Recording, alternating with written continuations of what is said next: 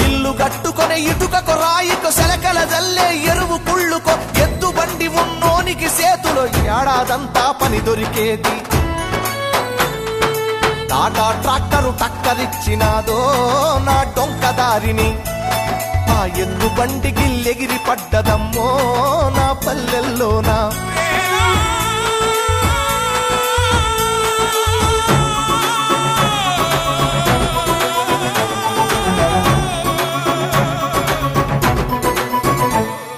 తొలకరి జల్లుకు తడిసిన నేల మట్టి పరిమళాలేమైపోయర వాన పాములు నత్త గుల్లలు భూమిలో ఎందుకు బతుకుతలేవు